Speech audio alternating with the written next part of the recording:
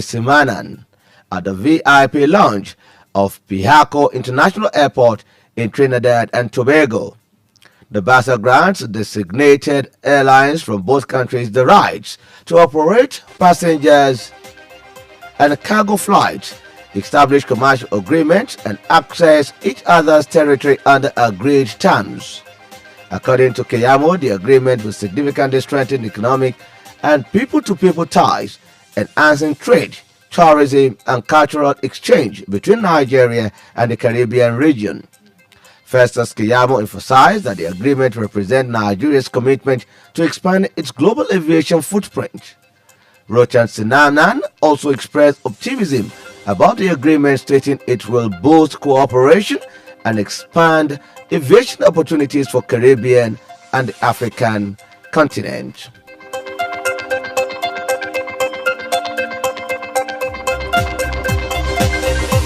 And on the African scene, the United Nations reports that more than 400 people have been killed in recent attack by the Rapid Support Force in Sudan's Darfur region, citing credible sources.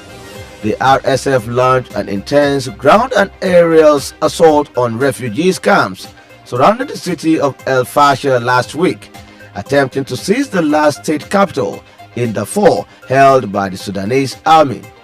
The assault is part of a bloody power struggle between the two warring sides that began in April 2023. The conflict has created one of the world's largest humanitarian crises, forcing millions to flee their homes. The United Nations verified that 148 people have been killed between Thursday and Saturday, but warned that actual toll is likely much higher.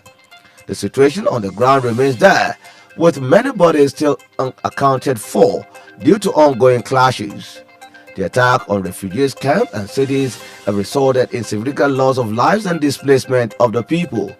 The RSF's action have been condemnable, and the international community remains concerned about the escalating violence in the Darfur region.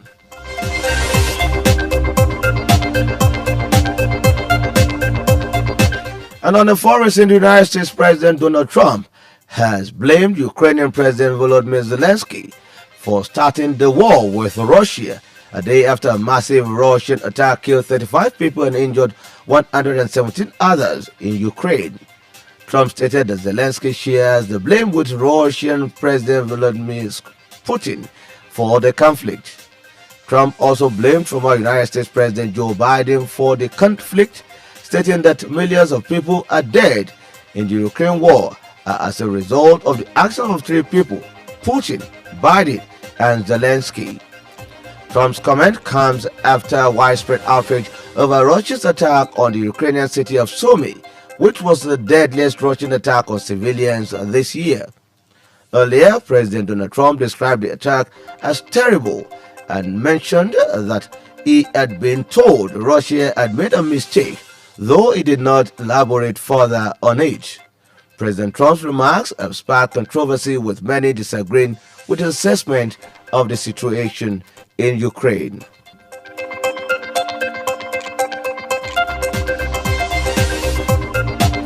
Singapore is set to hold a general election on the 3rd of May, marking a significant test for the country's new Prime Minister, Lawrence Wong. The 9-day campaign is expected to focus on pressing issues such as the rising cost of living, housing needs, jobs, and healthcare demands driven by an aging population. Voters will determine the fate of the ruling People's Action Party, which has dominated Singaporean politics since the self-rule was granted in 1959. The PAP is widely expected to retain power, given its long-standing dominance. However, the opposition Workers' Party has shown resilience, securing 10 seats in the 2020 election, a noticeable and commendable achievement since the Singaporean independence in 1965. With key issues like economic stability and social welfare at the forefront, voters will decide the course of Singapore's future leadership.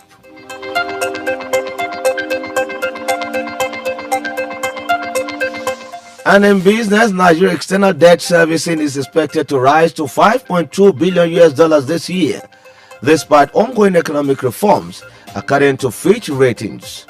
The credit rating agency upgraded Nigeria's long-term foreign currency issuer default rating to B from B- with a stable outlook.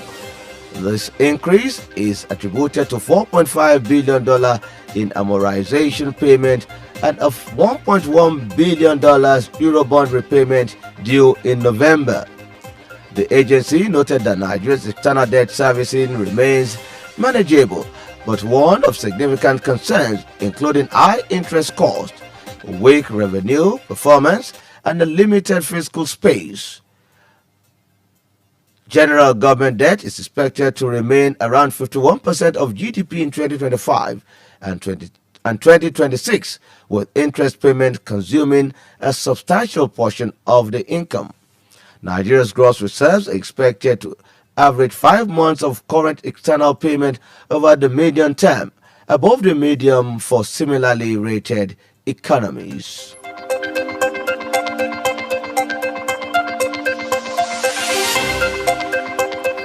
And in entertainment, Nigerian street pop artist Portable has been remanded at the Okekura Correctional Center in Ilorin after failing to meet bail conditions set by an upper area court in Kwara State. The 31-year-old musician was arraigned on charges including criminal defamation, cyber-stalking, and inciting public disturbances. These charges stem from a petition filed by a veteran Fuji musician, Saheed Osupa. Saheed Osupa accused Portable of maligning him in a social media live broadcast on the 19th of March, claiming the remarks were defamatory and intended to damage his reputation. Portable remand has sparked reactions, with many awaiting the outcome of the case. The court will determine Portable's guilt or innocence as the case progresses.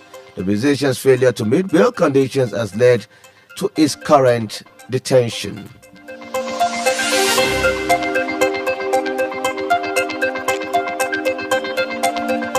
And in sport, Nigerian table tennis star Haruna Kadri kicked off his 2025 ITTF World Cup campaign with a hard-fought 3-1 win over Benin Republic's Abdelkader Salifo in Macau.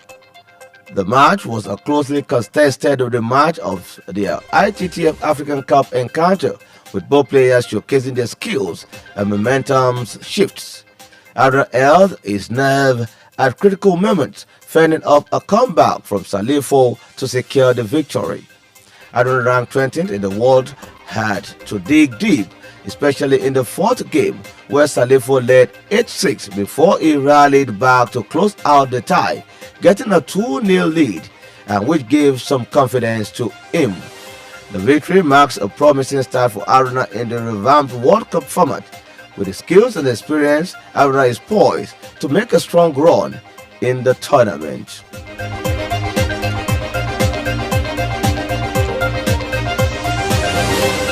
Before we end the world news, here is a recap of the major highlights.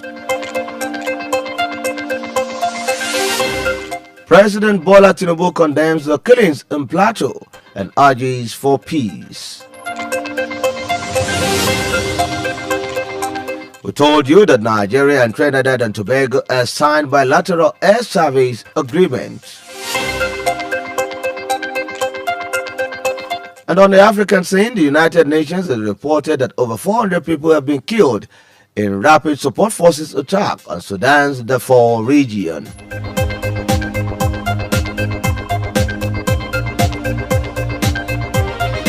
And on the foreign scene, United States President Donald Trump has criticized President Zelensky and former President Joe Biden over Ukraine's war. And we told you that Singapore heads to the polls.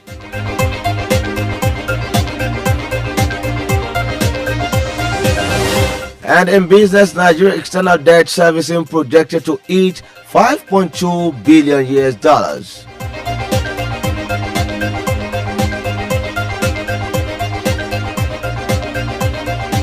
Musician Portable fails to meet bail conditions and is being remanded in prison. And finally, in sports, Kadri Haruna wins thrilling opener at the ITTF World Cup.